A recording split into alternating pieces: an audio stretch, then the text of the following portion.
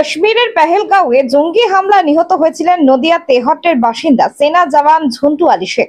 শুক্রবার রাতে শহীদের মৃতদেহ কলকাতা বিমানবন্দরে নামে। সেখান থেকে শহীদের মৃতদেহ নিয়ে আসা হয় ব্যারাকপুর সেনা হাসপাতালে। শনিবার ভোরে ওই হাসপাতালে সেনাবাহিনীর তরফে গান স্যালুটের মাধ্যমে নিহত ঝন্টু শেখকে শেষ বিদায় জানানো হয়।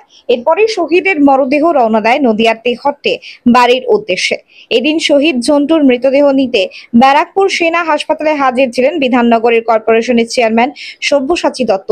নিহত ঝন্টু শেখের দাদা সেনাকর্মী সুবেদার রফিকুল শেখ সহ অন্যান্য সেনা আধিকারিকরা। নদিয়ার বাড়িতে ঝন্টু শেখের মরদেহ পৌঁছতে কান্নায় ভেঙে পড়ল তার পরিবার। ব্যারাকপুর থেকে বিশ্বজিৎ নাথের রিপোর্ট, বাংলা এনজি নিউজ। আমি ছিলাম কাশ্মীরে, আমি বর্ডারে তৈনাত ছিলাম, ভাই উদমপুর সেক্টরে ছিল। তো ভাই तलाशी कार्रवाई करार साथे एक मिलिटेंट जो घात लगा के बैठा था और घात लगा के भाईर ऊपर अटैक करे।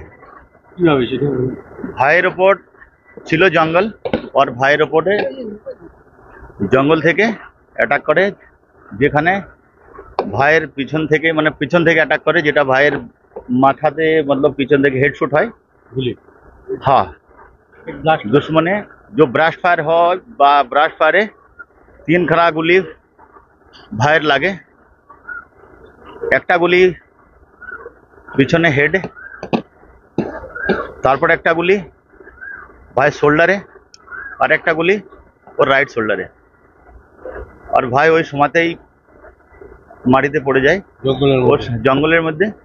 ওখান থেকে ভাইকে ওর সাথীরা ওরা নিয়ে আসে, তারপরে হেলিকপ্টার থেকে রেস্কিউ করে ওখান থেকে উদমপুর মিলিটারি হসপিটালে যখন নিয়ে আসে ওখানে ডাক্তার মৃত ঘোষণা করে। पीछे